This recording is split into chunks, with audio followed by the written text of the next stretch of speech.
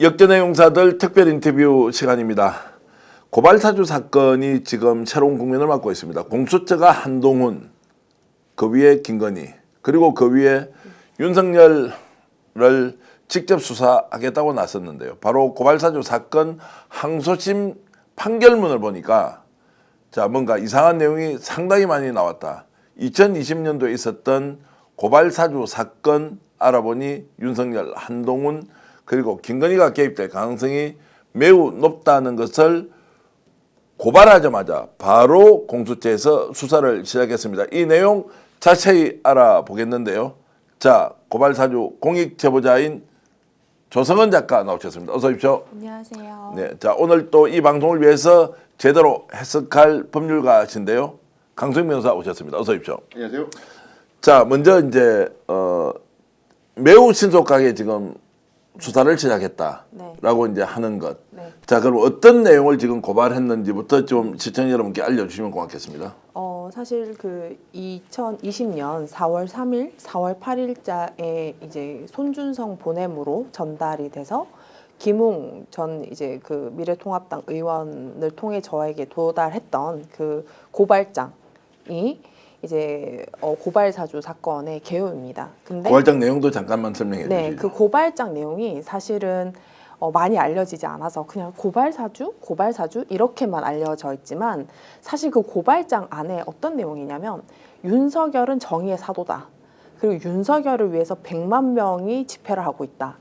그 검찰총장 당시에. 그리고 김건희는 불법적인 주가 조작을 하지 않았다. 그리고 최은순도 범죄를 저지르지 않았다. 그리고 한동훈도 채널A 사건과 관련해서 범죄와 연관이 없다라고 해서 명확하게 윤석열, 김건희, 한동훈이 피해자로 적시된 이 고발장입니다. 이것을 사실 그때 당시에 여당이 민주당이었고요. 야당이 미래통합당이었습니다. 근데 그 당시에 그러니까 여당이 민주당이 임명했던 검찰총장 윤석열이 자신의 이익이 담긴 윤석열, 김건희, 한동훈의 이익이 담긴 고발장을 야당이었던 이 미래통합당에 전달을 했는데요. 그것이 이 앞단에 이제 그 조금 덜 다뤄졌었는데 정확하게 언제 했었느냐? 법정 선거 기간 안에 검찰이 선거 기간 안에 야당에게 접수하라고 그렇게 전달한 겁니다. 정리를 좀 하겠습니다. 이제 그 당시에 윤석열 검찰총장은 문재인 정부에서 이제 임명한 사람인데 네. 본인이 그 당시 야당인 미래통합당에 네. 여당의 유력 정치인들에게 영향을 미칠 수 있도록 네. 고발을 해달라라고 그렇게 하면서 김웅 미래통합당 네. 의원에게 네. 고발장을 전달한 사건. 네, 그 맞습니다. 전달한 사람은 바로 손준성 네. 당시 차장검사였죠. 네. 요 내용이고 그러면 그 당시에 지목됐던 그 고발 대상자는 누구였어요? 유시민. 그리고 황희석 변호사. 황희석 변호사. 네, 예. 당시 이제 그 어떤 그 공직자 후보였습니다. 예, 이제 예. 비례대표 후보였고요. 그리고 이제 그 최강욱 의원도 있었고, 예. 그 다음에 뭐 뉴스타파 기자, MBC 기자, 예. 그리고 뭐 그 PD 수첩 PD들 등을 해서 이렇게 언론인과 여당의 어떤 여당 범진보의 유력한 정치인들 그렇게 해서 이제 고발. 그럼 사람 숫자까지 특정이 됐습니까? 사람 숫자는요, 대략적으로 제가 기억하기로는 한 12명 12명 정도를 이제 이렇게 그 마지막에 성명불상자 이렇게까지 이제 표적으로 고발을 해달라고 그렇죠. 미래통합당 김웅 의원에게 전달했다. 맞습니다. 이것이 이제 그 당시에 문제가 되지는 않았고 네, 왜냐하면 제가 접수를 안 했거든요. 접수를 안 했고요. 네. 그럼 이게 2020년도에 고발 사주를 했는데 이것이 네. 이제 드러난 건 언제였습니까? 2021년 이제 9월 달에 이제 그 우리 뉴스버스가 보도를 시작하면서 이제 네. 세상에 공개가 됐고요. 정확하게 이 사건에 제가 인지를 한 것. 사실 그 사건이 고발장이 왔는데 좀 이상해서 제가 접수를 하지 않고는 그냥 그 또 국민의힘 그 당시 이제 미래통합당 미래통합당, 활동을 하지 않았기 때문에 제가 이 사건에 인지를 할 수 없었어요. 근데 2021년 5월 정도에 이 전혁수 기자, 이 사건 최초 보도했던 전혁수 기자와 밥을 먹으면서 이제 이상한 게 있는 것 같다 하면서 이제 제가 그렇게 해서 이제 사건이 발생을 한 거죠. 네, 예. 발견을 그러면은 이제 그 당시에는 고발 사주를 해서 실제 고발이 이루어진 거죠. 근데 재밌는 것은 예. 제가 언론인들이 있어서 사실 접수를 안 했습니다. 정신 나갔냐 이렇게 된 거죠. 선거 기간에 어떻게 당이 기자들을 고발할 생각을 하냐 하고 제가 접수를 안 했는데 똑같은 고발장이 접수가 되어 있는 거예요. 예, 예. 그래서 이제 이 과정에서 어떻게 돼 있냐면 최강욱 의원의 그 생년월일, 이 주민번호가 잘못되는 것까지 동일한 내용으로 접수된 바가 있어서 이제 문제가 됐었습니다. 그러면 접수가 된 시점은 언제입니까? 그것은 아마 추정하자면 2020년 그 선거 직후라고. 선거 직후 그러면은 2020년 선거 직후라면 총선 직후에 그렇죠. 아예 표적으로 네. 특정인들을 네. 아예 고발을 하라. 네, 그 그렇습니다. 야당인 이제 미래통합당의 네. 김웅 의원에게 이제 전달했고 네. 고발이 실제 이루어졌는데 네. 그럼 이걸 그 당시에 미래통합당의 네. 지금 비대위원이었습니까? 어떻게 됩니까? 저는 그때 당시에 선대위 부위원장이었어요. 선대위 부위원장이었는데 네, 선대위의 지도부였던 거죠. 예. 그러면 그 당시에는 선거 기간이니까 어떻게 언론사를 상대로 이렇게 고발을 하느냐라고 이제 일종의 홀딩을 하고 있었는데 그렇죠. 나중에 알고 보니까 이미 고발이 돼 있더라. 다른 경로로 고발이 되어 고발이 있었던 돼 거죠. 있었다. 그래서 실제로 이제 제 이후에 우리 MBC 기자님들과 이제 법조 기자님 고발 사주 사건을 진행하는 과정에서 알게 된 것은 실제로 그들이 원했던 그 기자들을 대상으로 압수수색을 했더라고요. 그래서 압수수색을 당했습니다, 대표님 하면서 저한테 그렇게 얘기를 하시더라고요. 그러면 그 당시에 이제 고발을 했고 수사까지 진행이 됐다 이렇게 그렇습니다. 이제 할 수 있는 거고. 네.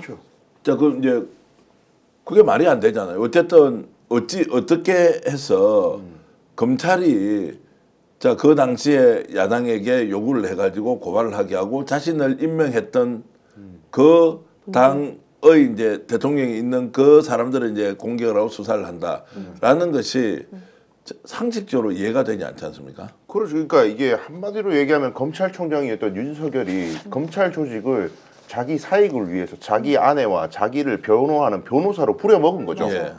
근데 그 변호사로 부려먹으면서 마치 자기가 그런 걸 안 한 척하려고 맞습니다. 미래통합당이라는 당 조직까지 이용을 하고 맞습니다. 아직 검찰총장 신분이면서 그땐 정치적 중립 의무가 있는 공무원이에요. 예. 맞습니다. 근데 그 공무원이 정장하고 결탁이 돼가지고 고발장 이렇게 내가 총안 써줄 테니까 요거 접수하기만 하면 내가 그대로 말아가지고 싹 다 조져줄게. 맞습니다. 그게 본질이잖아요. 그게 본질입니다. 자, 그 당시에 왜 그러면은 자 추정이라고 해야 됩니까? 아니면 우리가 그냥 특정해야 되면 윤석열과 한동훈이 시켰다 이렇게 말할 수는 없는 거죠. 그렇게 말할 수 있습니다. 단언적으로. 있습니까? 네, 왜 그러냐면 예. 제가 이제 이제 손준성의 재판에서 두 번의 이제 그 증인을 했습니다.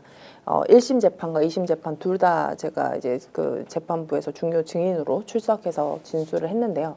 특히 이제 1심에서 제가 단독 증인을 12시간을 했어요. 아침 10시에 가서 밤 9시 반까지 혼자서 증인을 했습니다. 이제 그런 과정에서 이제 사실 그때 만약에 생중계가 됐으면 제가 나름 레전드 예. 증인 신문을 했다고 생각을 하는데 이제 그 과정에서 이제 본다면 제가 옆에 이제 그날 손준성 씨를 처음 본 거죠. 옆에 이제 손준성 피고인이 앉아 있는 자리에서 저가 이제 처음 봤었는데 이제 그 자리에서도 얘기를 했습니다. 이 피고인석에 손준성 피고인 한 명 앉아 있을 사건이 아니지 않느냐라고 얘기를 했고 그 다음에 제가 2021년 9월 3일 이 한동수 이 대검찰청 그 감찰부장님에게 공익신고를 정확하게 하러 들어갔는 날에도 제가 이랬습니다. 이 고발장에는 손준성의 이익이 없습니다.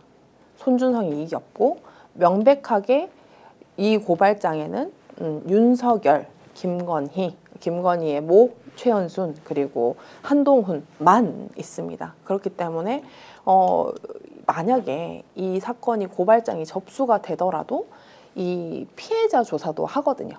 고발인 조사도 하지만 어쨌든 이 사건 관련해서 이게 조사 착수가 되면 반드시 이 그 윤석열, 김건희 모, 이제 한동훈은 이 사건 관련인으로서 조사받을 수도 있는데 어떻게 이 당사자들의 동의가 없이 이런 고발장을 특히나 이제 그 수사정보정책관이었던 이제 지금은 범정이라고 하는 그 수사정보정책관이었던 이 부하 검사가 일방적으로 작성을 할 수 있겠느냐 하고 사실상은 그 고발장을 읽어보면은 윤석열을 찬양을 해놨어요.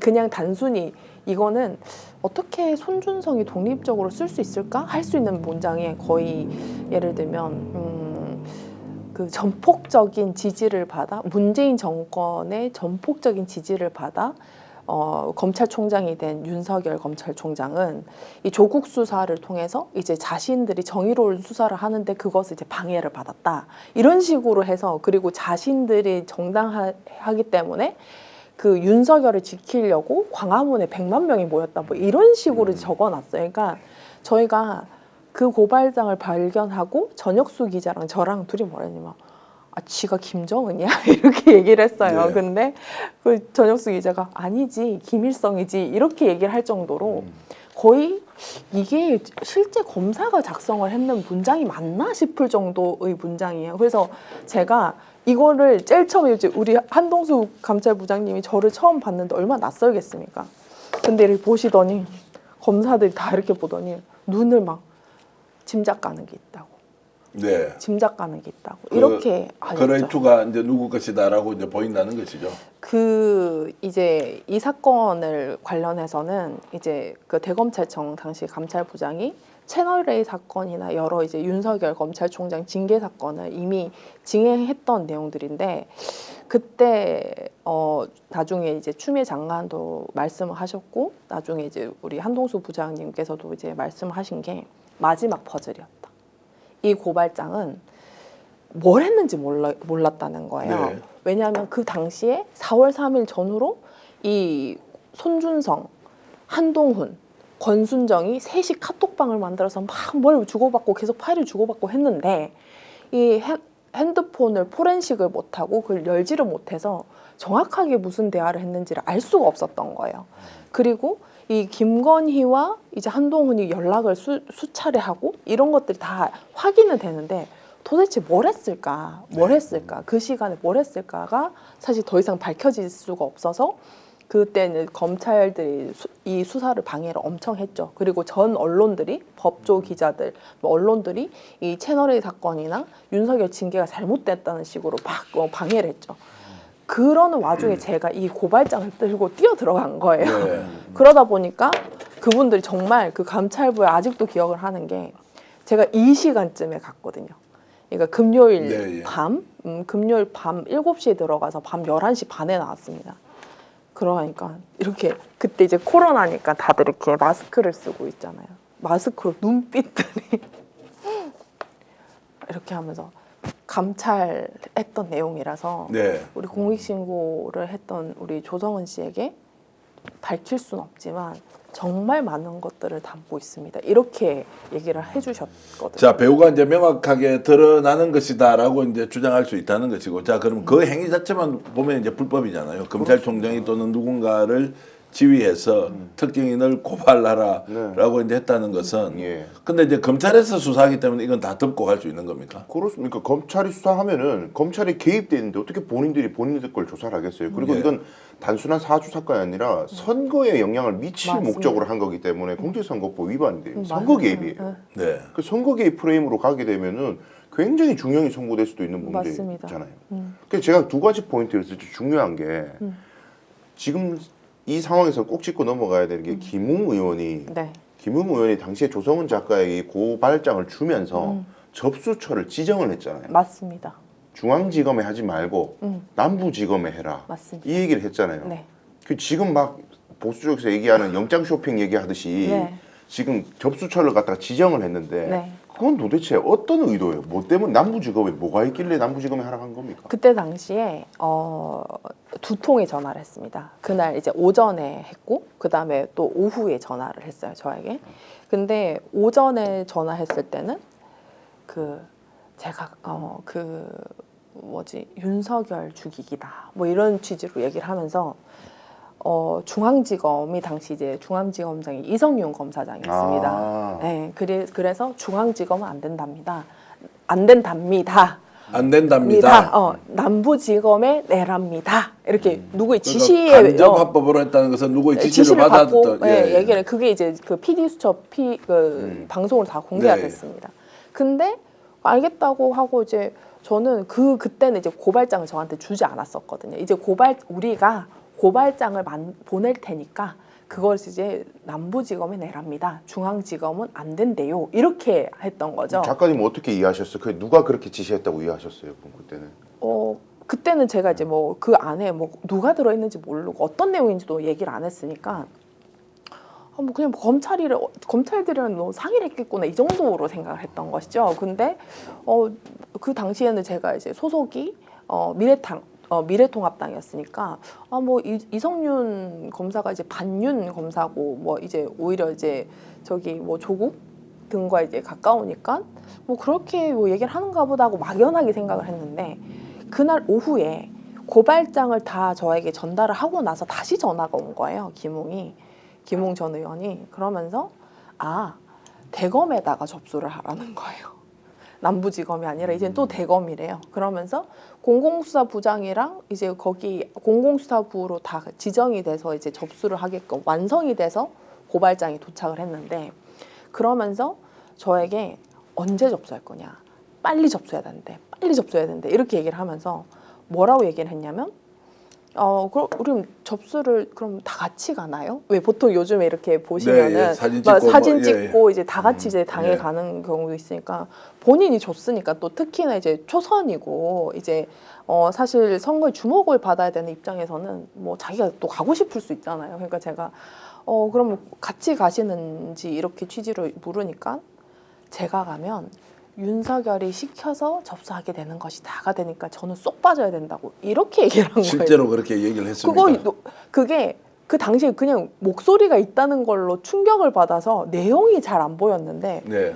그거 다 공개가 된 내용이에요. 네. 지금 그 본인 휴대폰에 자동 입력이 돼 있었습니까? 녹음이 돼 있었어. 예. 전 그 녹음이 됐는지 몰랐거든요. 예. 근데 포렌식 해보니까 그 녹음을 해놨더라고요. 그래가지고 그래서 막 처음에는 김웅이 저에게 막 공격을 했죠. 무슨 뭐 정말 말도 안 되는 막 소리를 하다가 그래서 제가 그냥 틀어버렸거든요. 예. 다 그냥 전국 한번 다 같이 들어보자 하니까 그 뒤부터는 이제 뒤에서 저한테 경찰에다가 전화해가지고 저보고 수사하라, 저를 수사하라고.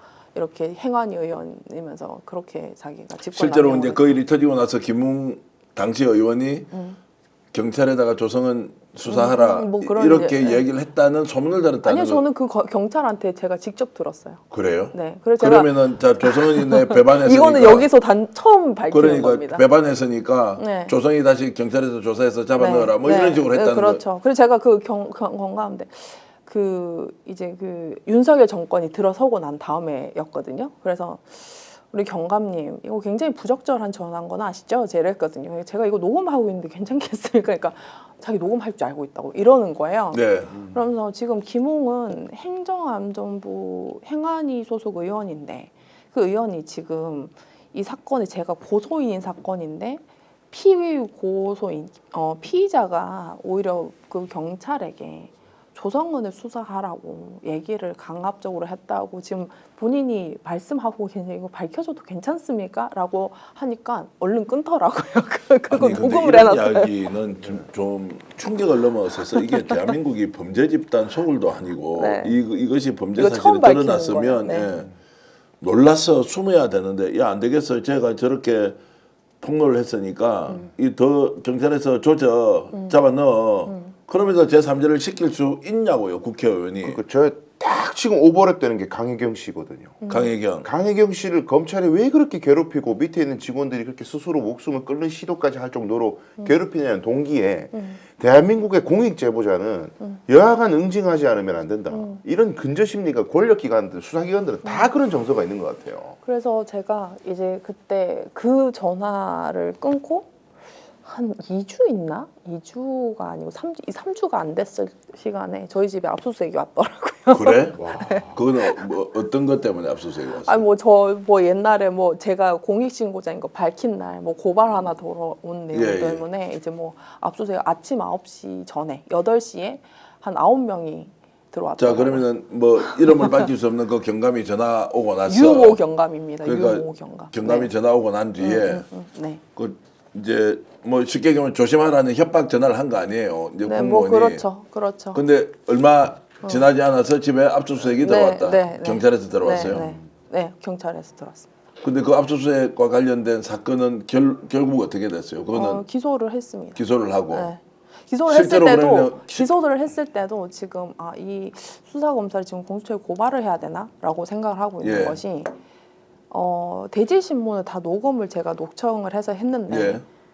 거기에서 심지어는 다 자백도 나왔어요. 저랑 아무 상관이 없다는 예. 거를. 근데 그 대질 신문 했던 녹음 파일을 다 누락을 시키고 공소장을 쓴 겁니다. 근데 제가 그래서 얘기하니까 아직도 기억하는 게 자기를 설득하지 말래요. 자기를 설득하지 말래 검사가 저한테. 답이 정해져 있으니까. 네, 근데 그러면서 대법원 가서 무죄 받으세요 이러시더라고요. 근데 그러고 나서 언제 이거를 저를 갖다가 기소를 했다고 기사를 냈는데 손준성 선고 일주일 전에 낸 거예요. 무슨 얘기인지 아시겠죠? 근데 손준성 선고 일주일 전에 냈는데 그 재밌는 것은 이게 남부지검이거든요. 남부지검인데 남부지검 공보관이 공부를 한 게 아니라 중앙지검에 출입하는 모 기자가 단독으로 낸 거예요. 그러니까 그 손준성 그 선고 일주일 전에 저 기소했다고 이렇게 이 기사를 냈더라고요. 근데 이제 그런 것들을 제가 이제 다 보고 나서 이 정치 검사를 썼던 거죠. 예. 자, 그 정도 이제 보통 사람이 당하면 아유 이러다가 정말로 내 인생 조지겠다. 그냥 그만해야 되겠다. 됐다. 더러워 죽겠다. 뭐 더러워서 피하지. 무서워서 피하나 이렇게 해서 숨고 싶을 텐데 오히려 이제 조 작가는 더 적극적으로 나서서 한번 따져보자. 뭐 이렇게 가신 거예요? 그러니까 이게 제가 물론 이제 제가 그때의 순간에 돌아가면 또 같은 행동을 할 수 있을까라는 생각을 하죠. 늘 네. 하지만 그래도 할 것 같은 거예요. 네. 왜 그러냐면 제가 그 참 이 사건을 바라보면서 제가 이 검사랑 이제 그 김웅 사건과 이제 했을 때 부장검사 저를 불렀어요. 저를 불러서 정치 계속 하셔야죠. 이러더라고요. 근데 제가 안 해도 됩니다. 이렇게 얘기를 하니까 자기가 아까워서 그렇죠. 막 이러는 거예요. 그러면서 회유랑 협박했던 그 검사가 제가 근데 그거를 너무 이상해서 친윤 검사라고 널리 알려진 검사가 저한테 팁타임을 하자고 해서 이상해서 녹음을 하고 했거든요. 근데 그러고 나서 또 이제 이제 김웅 사건 참고인 조사를 하는데 절대로 김웅이랑 윤석열이랑 인연이 없다는 거예요, 검사가. 그래서 아니 검찰총장 청문회 할 때 그 단장 중에 한 명이 김웅인데 어떻게 인연이 없습니까? 하니까 저한테 이렇게 하더만 알고 있었어요? 하고 말을 바꾸는 거예요. 그런 식으로. 그러면서 이제 또 손준성이랑 김웅이랑은 전혀 인연이 없다는 거예요. 그런 식으로 하니까 그리고 저한테 이러더라고요. 손준성 진짜 아팠나 보더라고요. 뭐 이런 식? 그리고 그런 얘기를 저한테 해요. 어쩌라고. 그러니까요. 진짜 아팠나 보더라고요. 이 말은 이제 무슨 말이에요? 이 사건과 연관성이 없다는 사례를 들으면서 이제 하는 이야기인가요? 그렇죠. 예. 그러니까 제가 근데 저는 제가 일반 사람들보다는 정보가 많잖아요. 네. 네, 정보가 많고 또 이제 법조 기자님들이나 어디에 뭐 하고 있는지 그 당시 이제 손준성 피고인이 어떻게 하고 피의자죠. 그때 당시는 어떻게 하고 있는지 사실을 다 알고 있었거든요. 네. 알고 있었는데 너무 뻔하게 거짓말을 하는 거예요, 검사가. 그래서 제가 이렇게 녹음 다 돼 있어요. 7시간 37분에 다 되어 있는데 검사님 검사가 이 짓 하면 안 되잖아요. 라고 하니까 가만히 있는 거예요. 그래서 제가 검사님이면 이 짓을 하십니까? 제가 이렇게 물었어요. 실제로 단어를 지시라는 단어를 썼어요. 이 짓을 하십니까? 예, 그러니까 이 짓을, 예. 이 짓을 하십니까? 그러니까 저는 안 하죠. 이러더라고요. 그 검사가. 그러니까 자기들도 명백한 위법인 걸 아는 거예요. 근데 제가 그래서 우리 검사님 같은 분이시면 절대 안 하셨겠죠. 근데 했잖아요. 윤석열, 김건희, 한동훈, 손준성, 김웅은 했지 않습니까? 해서 문제가 된 거잖아요. 그래서 밝히는 거잖아요. 하니까는 이제 저한테 이렇게 그리고 이거 진짜 오늘 여기서 처음 밝히는 거예요. 아까도 뭐 처음 밝혔고 뭐 경감이 직접 전화 와서 이제 네, 그것도 정말 갖다, 예. 그것도 처음 밝히는 것이고 오늘 이것도 제가 사실 책을 쓸 때 넣으려고 했어요. 네. 근데 우리 전혁수 기자. 아니요, 전혁수 기자까지도 괜찮은데 우리 출판사 대표님이 출판사에서 너무 이게 문제가 될까봐 예, 예. 빼자고 하신 거예요. 예, 예. 근데 제가 아까 7시간 37분에 다 녹음이 됐다 네. 했잖아요. 근데 이게 제가 녹음을 해야자고 녹음한 게 아니라 제가 그때 변호인도 없고 그냥 혼자 들어간 거예요. 그러니까 근데 이상한 게 다 찍혔던 거죠. 근데 제가 이 녹음기를 켜두고 화장실을 갔다 온 거예요. 화장실을 갔다 왔는데 그 전화기를 이제 핸드백에 넣어놓거나 네, 뭐 넣어놓고 이렇게, 예. 그냥 몸만 화장실에 예, 갔다 오니까 자기들끼리 했던 이야기가 다 녹음이 되어 있던 우와. 거예요. 근데 저는 그거를 7시간 37분이니까 사실 제가 다 듣지 못하잖아요. 예, 예. 근데 책을 쓰면서 처음으로 들은 거죠. 처음으로 들었는데 제가 그때 당시에 어떤 주차장을 통해서 우리 변호사님 잘 아시겠지만 중앙지검 거기 이제 주차장을 통해서 고검 건물 통해서 통로 통해 가지고 이제 간 거예요. 예, 예. 근데 저를 그렇게 계속 이렇게 무슨 미로 같은 데 데리고 가더라고요. 근데 저를 위해서 그랬대요. 저는 상관이 없는데. 근데 이제 구조가 어떻게 돼 있냐면 고등검찰청 건물이랑 중앙지검 그 사이 통로에 매점이 있어요. 매점인데 거기에서 법조 출입 기자가 저를 본 거예요. 네. 그래서 조성은 아닌가 하고 기사를 쓴 거예요. 근데 이제 기사가 나가고 나니까 저는 몰랐죠. 조사를 받으니까는 화장실 가 있는데 저거 조용히 데리고 왔었어야지 하면서 수사관 엄청 깨는 거예요. 기사 나왔다고? 그러니까 안 보이게 데리고 왔어야지. 저 뒷구멍으로 데리고 왔어야지. 이러는 거예요, 검사가. 수사관한테 조성은 뒷구멍으로 데리고 왔어야지. 예. 이러는 거예요. 그러니까 거기 수사관이 진짜 죄송합니다. 진짜 죄송합니다. 저를 뒷구멍으로 못 데리고 왔다고 죄송하다고 하는 거예요. 그래서 제가 그걸 이렇게 참 듣고 있는데 근데 쟤는 일단은 생긴 것부터 키도 크고 해서 쟤는 튀어서 뭐 뒷구멍으로 이러고 자기들끼리 튀어서 너무 튀는 행동을 많이 하니까 아니 그러니까 제가 이제 키가 크고 그거 좀 하니까 밖으로 드러난다 도드라진다 쟤는 어차피 튀게 생겼으니까 어차피 튀어 이러면 자기들끼리 저를 이제 뒷구멍으로 빨리 데리고 왔었어야죠. 뭐 제 차는 뭐래매 이러면 자기들끼리 뭐 그러고 있더라고요. 굉장히 인격 모독적 발언을 이제 하면서 그러고 나서는 제가 이제 다시 화장실 갔다 왔을 거 아닙니까? 그러니까 근데 뭐 또 이렇게 막 말투를 바꿔가지고 거기가 이제 서울중앙지검이었어요? 네. 그 검사가 누군지도 지금 알고 계신 거죠? 네. 뭐 이러면 뭐 밝히는 퇴직하셨습니다. 퇴직을 했고 네, 저를 만났던 검사님들 다 퇴직을 하셨어요. 퇴직을 한 것은 그러면 그 담당 부서가 어디였어요?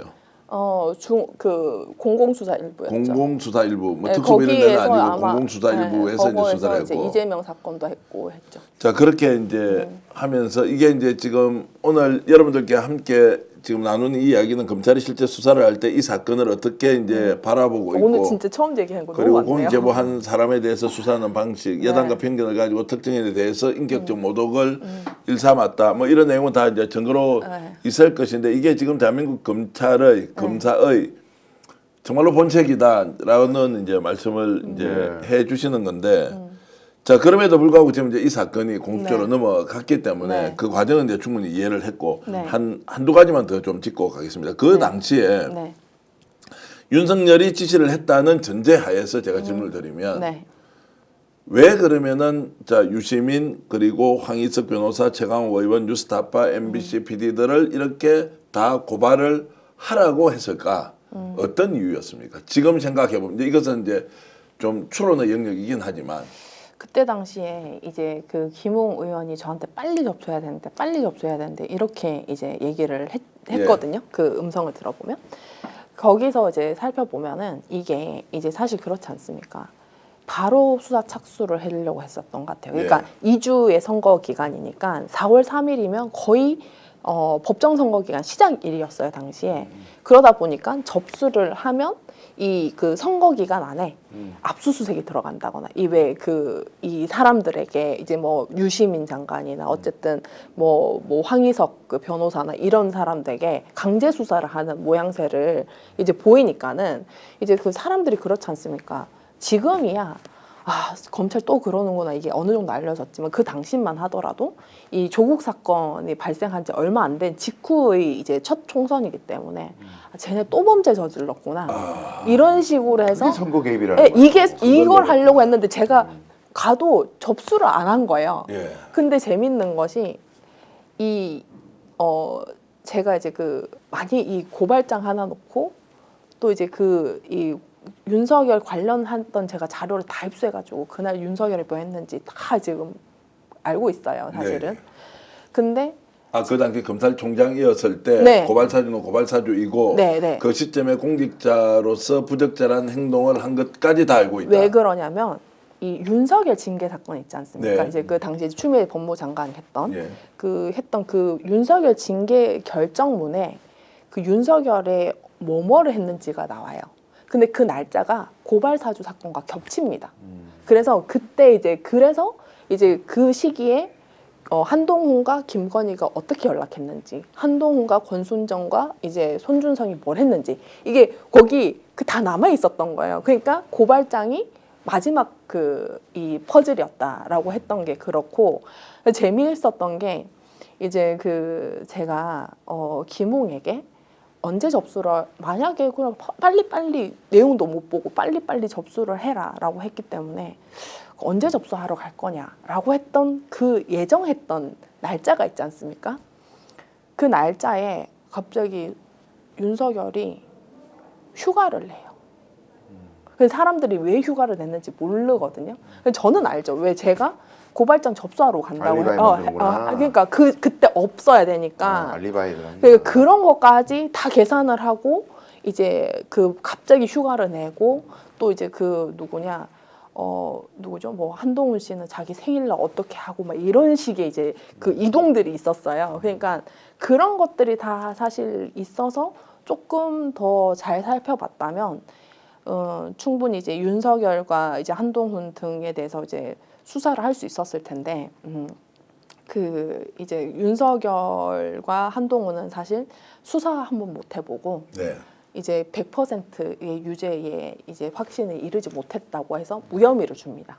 그리고 손준성만 기소를 해요. 그러니까 꼬리 자른 거잖아요. 네, 근데 재밌는 거는 제가 아까 저에게 회유했다고 했던 이희동 부장검사 있지 네, 않습니까?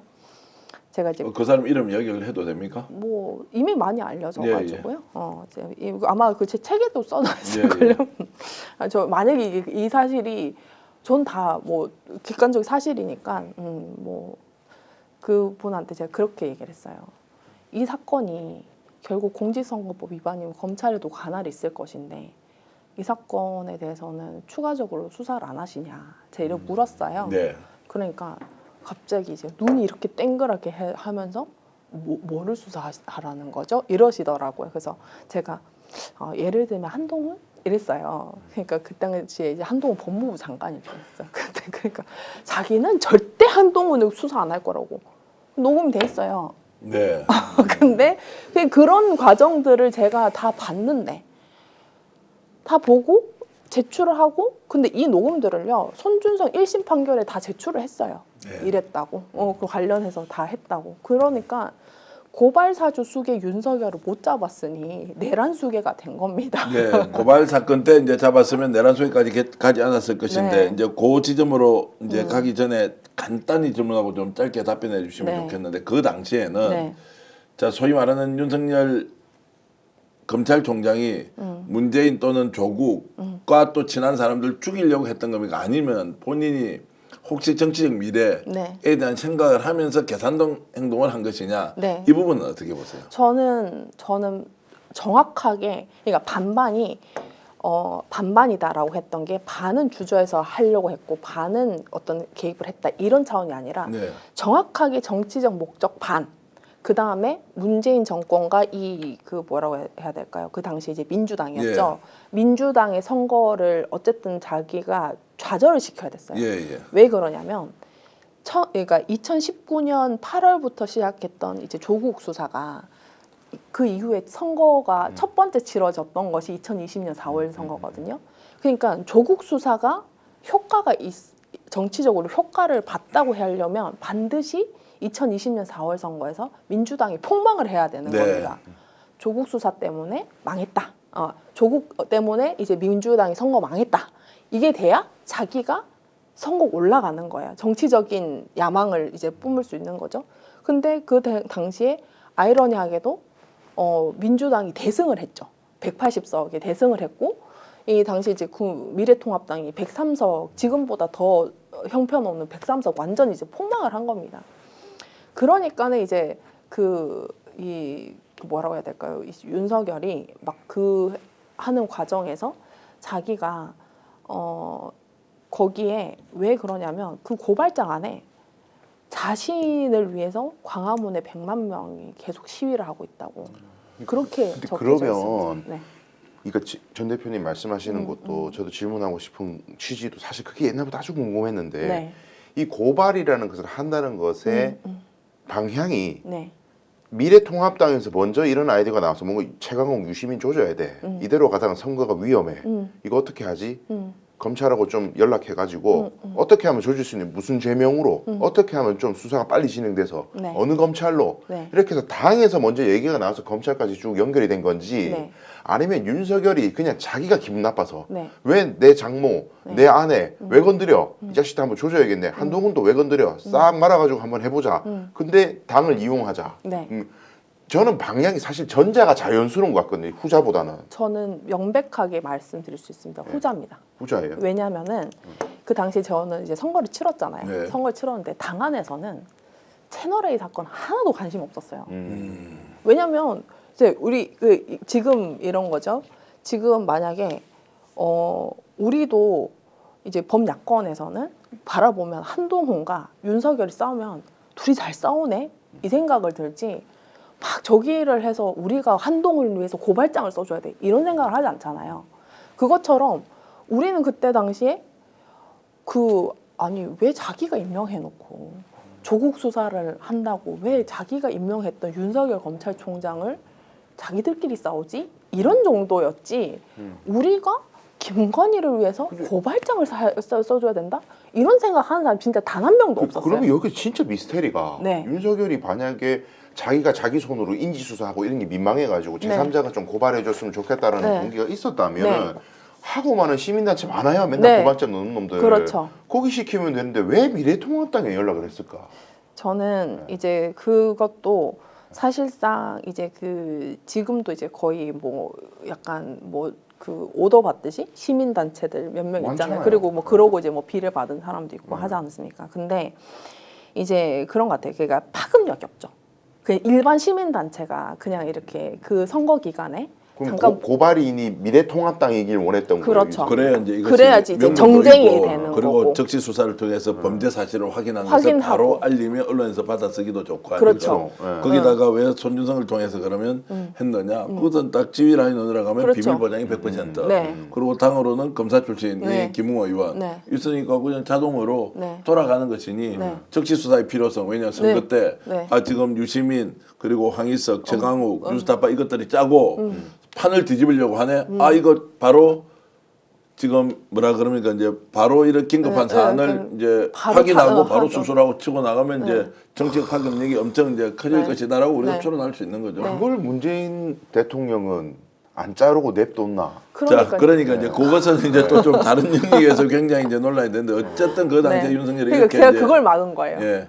제가 그것을 못하게 막은 거예요. 그렇죠. 제가 접수를 안 해요. 아니 네. 그러니까 저쪽은 반차까지 내고 휴가까지 는 얼마나 기다렸겠습니까? 근데 안 오는 거죠. 거의 접수하러 안 나중에 오는. 그러니까 이제 주도적으로 이제 수사를 해서 뭔가 이제 본때를 보여주겠다고 했는데 그게 네. 이제 막힌 것이고. 네, 얼마나 약이 올랐을까. 제가 이제 시청 여러분께 지금 조성 작가와 이렇게 귀한 시간을 가지면서 공수처가 긴급하게 수사를 시작했다. 자, 수사 대상은 바로 윤석열, 김건희, 한동훈 그리고 거기에 대한 일당들 딸려 있는 사람들 이렇게 이제 수사를 본격적으로 하는데 지금까지는 권력이 윤석열에게 다 있었기 때문에 그렇죠. 아무런 수사가 안 됐다. 네. 그래서 그 절묘한 타이밍에 조성 작가가 지난 3월 6일 날 접수를 했는데 고발장을 네. 바로 3월 7일 날 바로 배당이 됐고 이것이 언론을 통해서 알려진 것은 바로 오늘 여러분들께 이제 처음으로 맞아요. MBC와 한겨레 신문이 보도했던 내용을 바탕으로 지금 방송을 하고 있다는 말씀을 드리고요. 네. 자, 그렇게 해서 윤석열이 과거에 어떤 행태를 보이면서 고발 사주 사건에 관련이 있는지는 이제 하나하나 드러나고 있고 그것은 또 조성 작가의 책을 통해서 네. 이미 돼 있고 책도 지금 저희들이 이제 방송을 통해서 나중에 좀 보여드릴 텐데요. 네. 어쨌든 이제 그렇게 돼서 여기까지 왔다. 본론으로 좀 이제 넘어가서 더 이제 뜨거운 이야기를 해야 하는데 네. 공수처가 이제 수사를 할 것이냐 말 것이냐 한다면 네. 누구를 상대로 할 것이며 얼마나 신속하게 해내겠느냐. 네. 혹시라도 공수처에서 수사를 하려고 하는데 네. 증거가 부족해서 수사를 하는데 굉장히 장기화될 수 있는 거 아니냐. 수사 전망에 대해서 먼저 말씀 좀 해주시죠. 첫 번째는 이거 이제 저 왜 네가 그 수사 과정을 다 알고 있느냐 하고 이제 그 할까봐 사실 제가 그동안 모른 척을 했었거든요. 근데 이 지금 남아 있는 그 공수처의 수사 인력들이 사실 고발 사주 사건에 다 투입이 됐던 검사들이었습니다. 지금 그 분들이 지금 이제 부장으로 이제 승진을 해가지고 이제 뭐 3부, 이제 4부 이렇게 부장 검사들이 이제 계시는 상황이시고 그렇기 때문에 이게 다들 공수처는 이미 고발 사주 사건은 이제 차장까지 다 아는 사건이에요. 이미. 그리고 공판이나 이제 공판 수사의 어느 하나 과정에서도 개입이 안 된 검사가 없을 정도로 충분히 인지를 하고 있죠. 그리고 두 번째는 뭐냐면 이 공수처가 그 당시에 이제 그 한동훈 법무부 장관, 이제 한동훈 씨에 대해서도 이제 그 기소를 하지 않았지만 어떤 상황이었냐면 이 충분한 어떤 이 기소 직전까지의 어떤 단서들은 충분히 확보하고 있는 상태였고 사실 그 이후에 판결로서 확인됐던 이 과정들이 있었던 거죠. 그러니까 저는 만약에 이제 그 파면이 언제 될지는 모르겠습니다만 아마도 이제 민간인신 분이지 않습니까? 이제 한동훈 씨가 그래서 이제 아마 한동훈 씨부터 아마 만약에 소환을 하기 시작한다면 한동훈 씨가 이제 첫 번째 대상이 아닐까라는 이제 그런 이제 생각을 하고 있고요.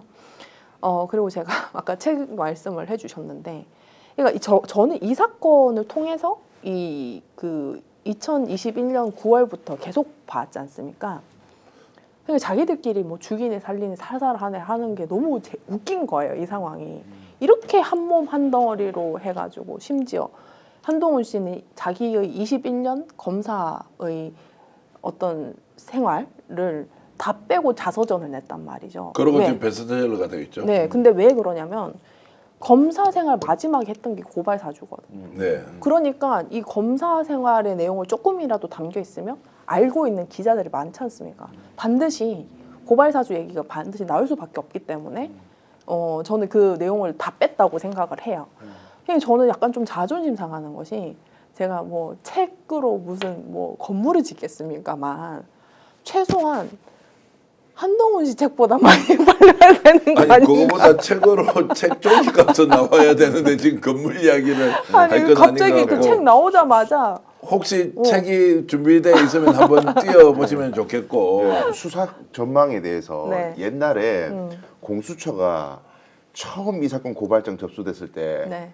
나흘 만에 네. 김웅 의원 의원실 압수수색했어요. 맞습니다. 엄청 빨리. 네. 그때도 의지를 가지고 했거든요. 그리고 네. 공수처가 기소해서 유죄 판결받은 1호 사건이에요 이게. 예. 네.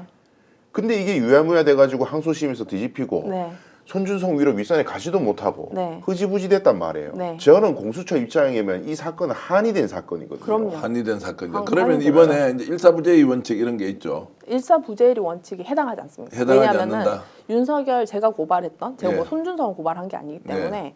지금은 이제 한 번도 이제 재판으로서 그러니까 일사부재리는 재판의 유죄의 예, 예. 결과가 나야지 이제 그게 일사부재리가 적용이 예. 되는데 어떻게 보면 그 뭐 윤석열, 한동훈 뭐 등은 한 번도 이제 제대로 된 수사나 기소를 겪지 아. 않았기 때문에 생생한 상태인 예, 거죠. 예. 전혀 문제가 없습니다. 근데 이제 공수처 입장에서 근데 이제 법률가니까 저는 이제 어려운 게 뭐냐면 시간이 너무 많이 지나버렸어요. 그러니까 증거 인멸을 해도 3번, 4번 할 수 있었던 시간이고 네. 한동훈 같은 사람 특히 핸드폰 아무 안 풀고 버팁니다. 네.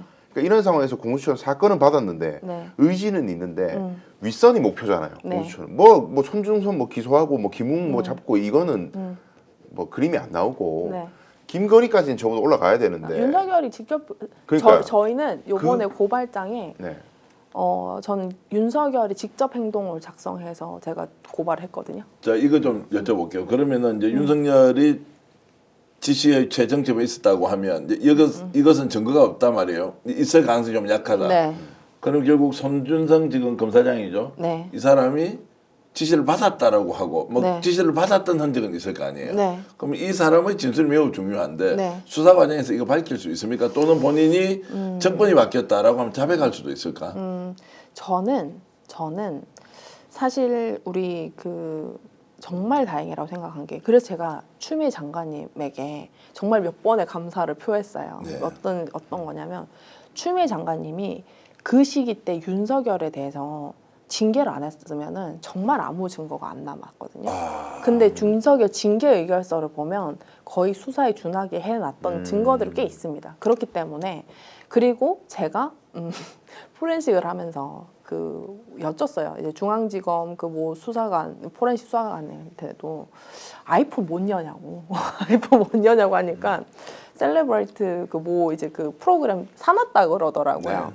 할 수 있답니다. 그래서 이제 전혀 이제 불가능한 것은 아니다. 그리고 이게 직접 증거뿐만 아니라 사실상 정황 증거라고 하지만 윤석열 징계 의결서부터 종합적으로 살펴보면 그 시기에 이 사람들이 정확하게 누구가 개입됐는지 제가 그래서 요번에 다 고발장에 네. 다 적실한 거예요. 그 대검 간부들까지. 그래서 대충은 누가 이제 그걸 한 건지 인지를 하고 있기 때문에 제가 나름 구체적으로 이제 작성을 했고요.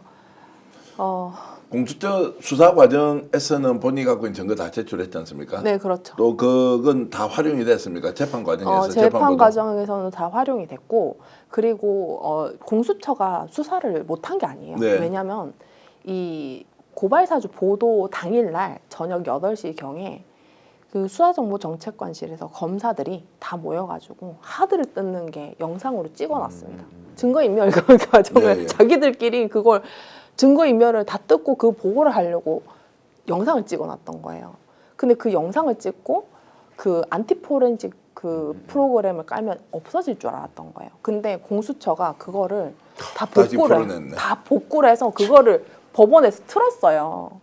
법원에서 그 영상을 틀었어요. 검사들이 다 하드 뜯고 있는 그거를 다 촬영을 해놨더라니까요. 그러니까 그걸 항소심은 근데 손준성이 김웅에게 업무상 보고를 했을 여지도 있다. 고발 사주가 아니라 네. 상급자에게 보고를 했을 가능성도 배제할 수는 없다. 이런 식으로 해서 무죄 판결이 났단 말이에요. 그래서 그것도 사실 저희가 취재는 하고 있습니다만 아마 근데 그 재판부가 이재명 대표의 선거법 사건의 네. 재판부기도 해요. 그래서 이제 최강욱 의원의 2심 사건도 맡았었고 사실 어떻게 보면 굉장히 유관한 재판부입니다. 그래서 저희가 잘 살펴보고 있는데 이 사건이 우리 변호사님은 더 잘 하실 거예요. 선고 하루 전날 2번이나 취소를 했어요. 선고 취소를. 그러니까 내일 선고면 오늘 갑자기 오후에 선고 취소를 했다. 그게 9월 달에 한 번 했고요. 10월 달에 갑자기 11월 달에 선고일이 잡혔는데 또 하루 전날에 또 취소를 한 겁니다. 그러고는 2번의 선고 취소 끝에 갑자기 내란이 저질러진 거예요. 12월 3일 날. 12월 6일 날 손준성 무죄가 된 거예요. 네. 그러면서 뭐라고 했냐면 윤석열이 개입됐을 수도 있다 하면서 손준성 무죄를 한 거예요. 자, 범죄를 저지르고 나서 검찰총장 그리고 한동훈 당시 부산고검장 맞습니까? 네. 이제 그렇게 해서 부산 고검장이 아니라 그냥 부산 고검 고검 검사 검사로 이제 가 있을 텐데, 자 이거를 막기 위해서 다시 검찰 조직의 검사들을 또는 수사관들을 동원해서 증거인멸을 시도하고, 그래도 이것을 진실을 밝히겠다고 하니까 나중에 희한한 방법을 가지고 자 무죄 선고, 증거불충분 뭐 이런 걸로 이제 가버렸단 말이죠. 네. 이게 월급 받는 국가 공무원들이 월급을 하나도 받지 않는 당사자는 네. 변호사 선임 비용이 사실 없어가지고 네. 혼자 몸으로 다 뛰고 있는데, 이들은 그것을 범죄를 은폐하기 위해서 네. 집단적으로 동원해서 윤석열이 저질렀던 그 흉악한 특정 정치인들을 제거하기 위한 그 행위에 동원이 되었다. 이게 지금 우리가 바라보고 있는 네. 현재 대한민국 검찰의 네. 모습이다. 이제 이러면 자괴감이 넘어서 야 이게 뭐냐, 이들이 정말로 법을 수호하는 국가기관이라고 할 수 있느냐는 질문이 저절로 나옵니다. 그렇습니다. 이거 완전히 해체 수순으로 가야 되고, 예. 자기 거는 숨기고 남의 거 정적들은 제거하고 내 칼을 쓴다. 이게 명백하게 증명된 사건이잖아요. 지금 앞으로 검찰은 졸리 근거가 없는 거예요. 이게 없습니다. 공수처가 수사를 밝혀서 위선까지 연결된다는 것까지 쭉 밝혀내면은 아 윤석열, 김건희, 한동훈 뭐 이 차원이 아니라 네. 완전히 그 조직을 해체하고 검사라는 이름이 다시는 대한민국에서 호칭도 못 부르는 그 수준으로 분명히 저는 가리라고 확신하고. 네. 맞습니다. 지금 이제 이 정도로 하면은 형량은 어느 정도 됩니까? 예를 들어서 이제 공직선거법 아까 네. 이야기 그다음 고발 사주 사건 이런 것들을 이제 예. 보면 선거법도 있죠. 그리고 특정인 대해서 저런 방식으로 이제 저 어떻게 됩니까? 이게 근데 이제 이게 범죄가 여러 개라도 가장 중앙 범죄의 형에서 이제 1.5배 예. 가중하는 게 지금 현재 우리 법원 체제니까 이게 선거 방해, 뭐 선거 개입, 맞아요.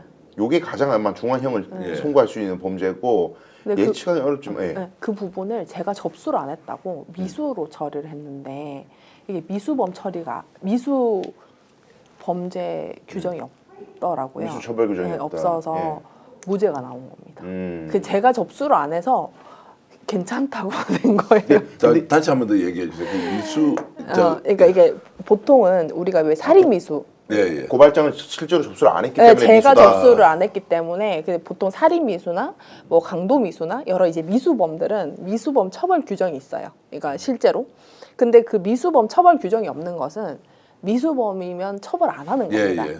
근데 이제 공직선거법 위반해서 이제 선거 방해나 이 관련했던 범죄는 미수범 처벌 규정이 없어요. 근데 실제로 이제 수사를 하고 압수수색을 했다면서요. 네, 근데 어떤 상황이냐면 이제 이거는 기수냐 미수냐의 판단은 검사를 기준으로 하면 이미 선거 중립 의무는 저한테 이제 그 고발장을 발송했을 때 이미 완성이 그렇죠. 됐잖아요. 네. 근데 이것을 제가 접수행위까지를 그 기수의 범위로 보면서 그렇게 판단을 한 겁니다. 그래서 사실 이게 많이 좀 법원에서 그 공수처에서 여러 가지를 계속 주장을 하고 있어요. 계속 주장을 하고 있는데, 근데 문제는 뭐냐면 결과적으로는 이 윤석열, 한동훈, 손준성 등을 다 같이 기소를 해야 이거 공범들을 같이 기소해야지. 정도면 돼야지. 얘는 무슨 짓을 했고 얘는 무슨 짓을 했고 해서 이제 범죄의 완성이 돼서 이게 유효한 범죄가 되는데, 다 쪼개놔서 이제 그러니까 조성원이 접수를 안 했다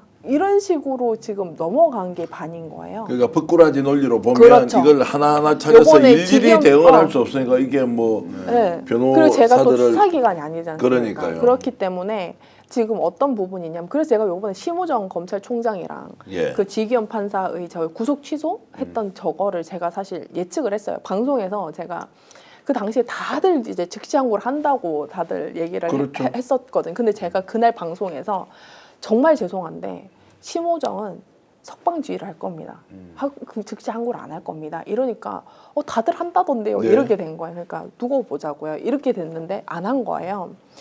그러니까 이 사람들의 행동은 고발사주 사건 때부터 다 유효하겠고요. 그리고 한동훈은 무슨 짓을 했냐면, 이 고발사주 사건 관련자들을 자기가 법무부 장관 되자마자 첫 번째 인사로 다 승진을 시켰어요.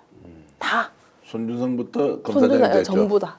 그래가지고 참 제가 그 승진을 시켰던 날이 한동훈 법무부 장관이 된 날이 제 생일이었고요. 네. 그래가지고 이제 그런 것들을 보면은 참 뭐라고 해야 될까. 다시 이제 돌아가서 우리 정기환 대표님이 저한테 도망가고 싶었을 텐데 네. 왜? 그러니까 저는 너무 다 봤잖아요.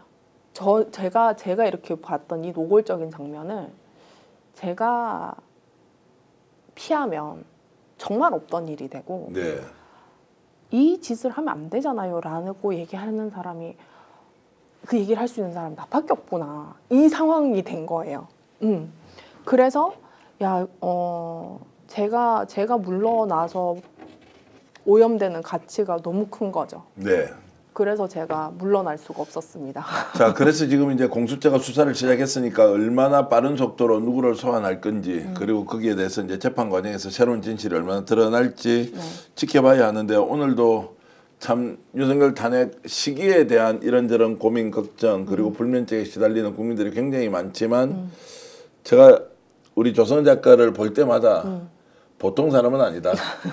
우리도 어디 가면 보통 사람 아니라는 얘기는 듣지만 저 문제를 저렇게 집요하게 결국에는 윤석열 탄핵을 일으키는 내란을 또 일으킬 수밖에 없는 상황에 저 건도 매우 중요하게 영향을 미쳤다. 네. 왜냐하면 영향을 미쳤다는 것은 결국 저것을 집요하게 물고 늘어지면서 야 무엇이 진실인지 밝혀보자라고 온몸을 던져서 이렇게 싸워왔던 결과물이 아닌가라는 생각이 들고요. 네. 자 수사 과정은 우리가 이제 지켜볼 것이고 그러면 이제 평론의 측면에서 좀 얘기를 해보겠습니다. 한동훈 이제 이렇게 되면 대선 과정에서 굉장히 불리하다, 유리하다. 이미 뭐 대선 레이스에 좀 비켜나 있긴 하지만 대선 그대로 뛸 수는 있겠습니까?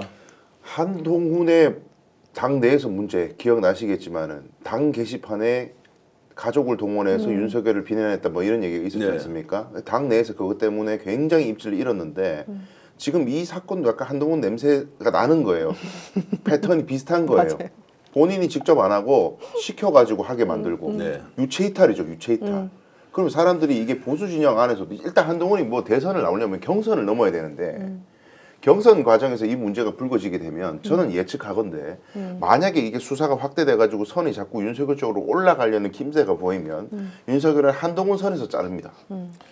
분명히 그렇게 될 거라고 생각합니다. 저는. 자 한동훈과 관련해서 악영향을 미칠 것이라고 생각하지만 지금 악영향을 미칠 만한 정치적 위치에 있지 않기 때문에 뭐 이게 얼마나 본인의 정치적 장래에 이제 영향을 미칠지는 좀 두고 봐야 하는데 어쨌든 대선 가도에 만약 본인이 1등, 2등 정도 하고 있으면 이 문제가 심각한 타격을 줄 것이라는 생각은 좀 들고요. 맞습니다. 윤석열이 이제 일단 탄핵되고 나서 이제 이 문제 네, 공수처에서 수사받아야 한다라는 것은 확고하고 확고합니다. 자 본인도 이제 고발했으니까 고발인 조사도 곧 이제 네, 올 네. 것 아닙니까? 뭐 그렇죠. 근데 뭐 이미 제가 이제 예전에 받았던 내용들이 있기 때문에 네. 뭐 가름할 수도 있다고 생각을 하고요. 예.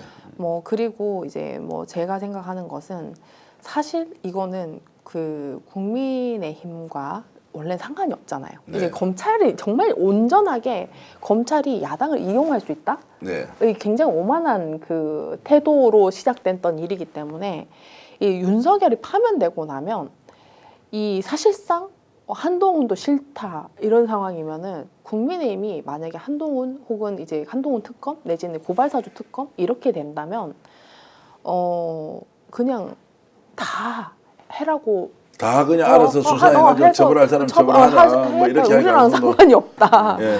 제 손에서 사실은 그때 접수를 안 했었다 보니 그렇게 될 수도 있다고 그러니까 다 봅니다. 던져버리고 뭐 살든 죽든 그렇죠. 우리는 모르겠다 네. 이렇게 이제 그리고 할 특히나 가능성이 이제 없다는 이 거고. 사건으로 가장 피해를 봤던 것이 이제 홍준표 시장이나 예. 이런 이제 그 잠재적인 그 윤석열이 외부 예. 용병이었지 않습니까? 그리고 이제 그 한동훈도 이제 같은 이 주니어고 이러다 보니까 제가 봤을 때는 오히려 이게 정말 어느 순간에 다시 부각이 됐다.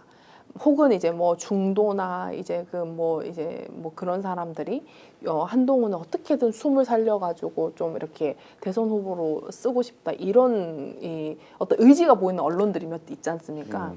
그런 경우에는 이제 얼른 잡아가라고 그렇게 협조해. 요것도 좀 여쭤보고 가겠습니다. 뭐 시청자 여러분들 조선 작가 왜 3월 6일 날 이걸 고발했느냐 또 3월 7일 날 기소했느냐 공수처하고 짜고 치는 고수도 아니냐 아니요. 기다렸다는 듯이 오히려 던져준 거 아니냐라고 이제 이렇게 공격을 하는 사람도 있을 것 같은데 그건 전혀 사실이 아니다.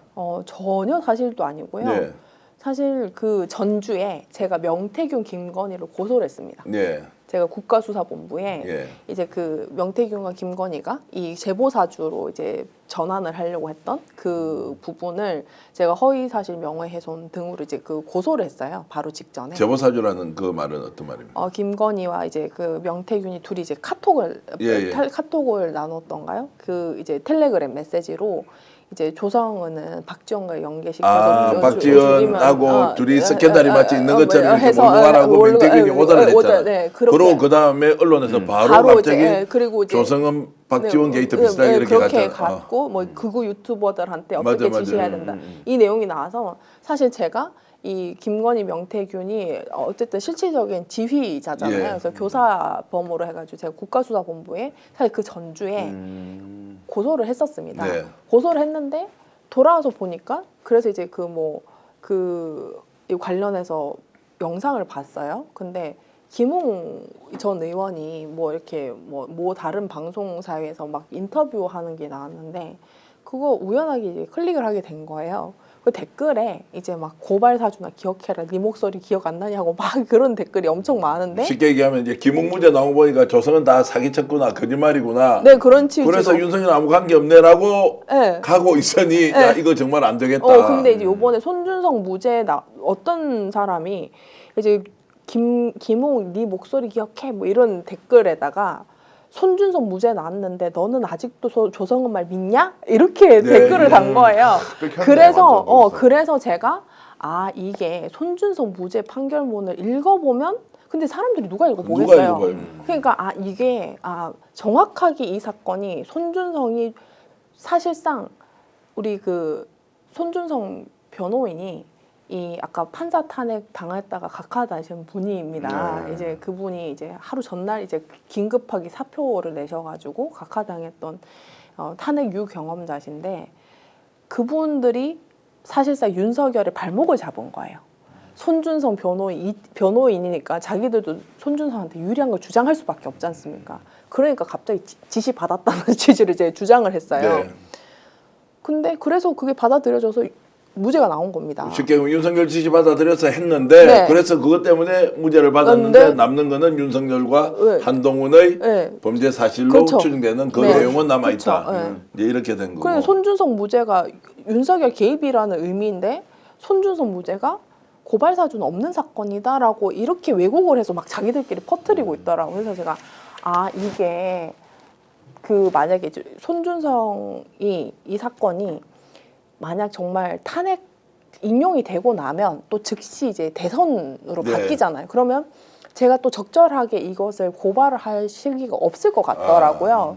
그래서 제가 그 약간 숙제한다는 느낌으로 지금 고발해놓자고 제가 새벽 5시부터 일어나가지고 5시간을 고발장 20장 본인이 스스로 고발장을 20장 쓴 거죠. 제가 이때까지 고발은 전부 제가 썼습니다. 이야 대단하시다. 역시 고발장 공장이에요. 고발장 공장이고 자 이렇게 사는 애국 여성이 있습니다. 바로 조성은 작가인데요. 조성은 작가 몰래 제가 오늘 여러분들께 부탁 하나 드리려고 이 방송하면서 아마 수십만 명이 이 인터뷰 진지하게 보고 계실 텐데요.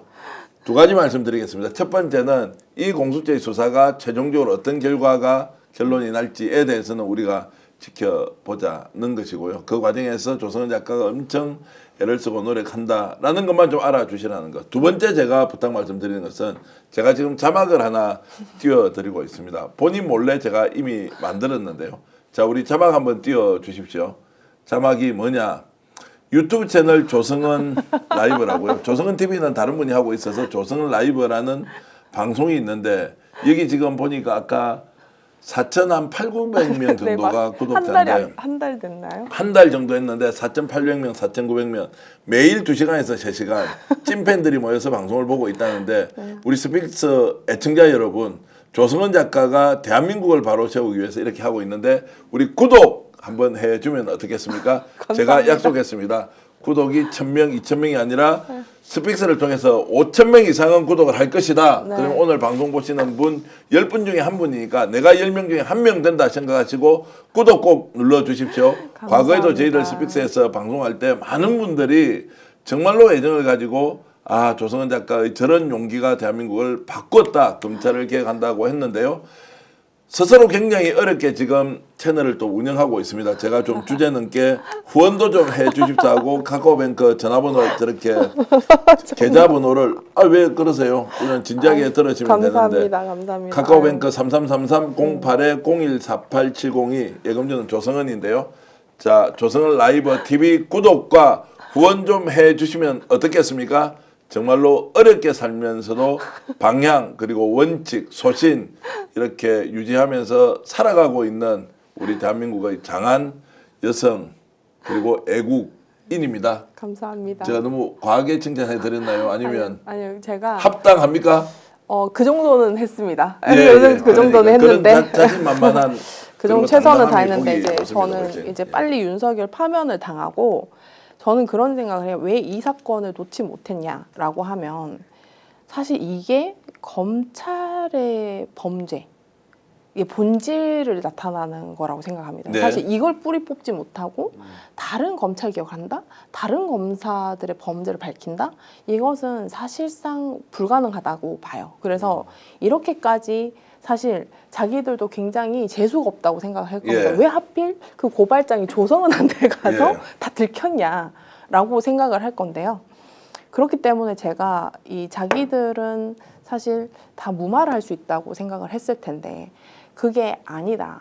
발표도 송곳 하나는 있다. 이것을 좀 밝히고 싶은 자, 거죠. 자막 좀 띄워주시면서 방송 끝날 때까지 계속 좀 가면 좋겠는데 내가 지금까지 조작가하고 만나서 식사한 적도 있고 또 인터뷰를 한 적도 있는데 네. 방송을 하면서 이렇게 눈물을 약간 걸성걸성하는 네. 듯한 느낌이 있는데 네. 도움 좀 받으려니까 좀 미안하고 좀 그렇습니까? 아니면 좀 어려울 때 이렇게 도움을 좀 받고 더 좋은 일 하시는 게 낫지 않느냐. 좀 전에 하셨던 말씀 중에 대한민국 검찰을 이 사건을 통해서 바꿀 수 있다. 이거 만약 놓쳐버리면 그들이 행했던 모든 것이 묻힐 수밖에 없는 거 아니냐라는 그 말씀에 저도 가슴 절절히 동의가 네. 되고 있습니다. 아마 우리 변호사님이 더 잘 네. 느끼실 것 같아요. 예, 그리고 이거 시청자분들이 또 놓치지 않았으면 하는 부분이 있어서 제가 기억을 좀 환기시키고 싶은 게 있는데 네.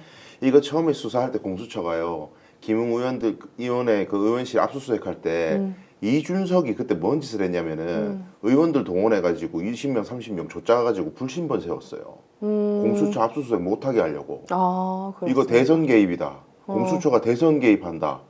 그래서 수사를 막았어요. 예. 그때 현역 의원들이 불신번 섰다니까요. 아. 그게 지금 그 사람들 중에 국민의힘 현역으로 몇 명이 남아있는지 모르겠는데 이런 식으로 공수처가 검찰의 커넥션, 검찰과 이 정당 간의 정치 커넥션을 갖다가 막는데 이준석이 이거를 대선 개입이다 공수처에 이런 식으로 프레임 잡았다는 거 꼭 기억하시고 이거 수사는 그들 일가뿐만이 아니라 지금 현재 국민의힘에 남아있는 그 사람들에까지 수사가 번져야 된다. 저는 그렇게 그럴 생각합니다. 수도 있습니다. 자, 네. 지금 오늘 시간 관리를 모르고 방송을 했는데 아유, 여러분 너무 고맙습니다. 오늘 저 유튜브 채널 조성은 라이브 후원 계좌는 우리 스펙스에서 가장 방송 편집을 잘하는 김혜지 PD가 또 조성 작가를 위해서 저렇게 잘 만들어 놨는데 조성은 라이브의 구독 그리고 조성은 아이고, 작가를 감사합니다. 위한 후원에 여러분들 많이 참여해 주시고 응원해 주십시오. 끝까지 아마 조성은 작가가 잘할 겁니다. 또 부분적으로 잘못하고 또 실수하는 것은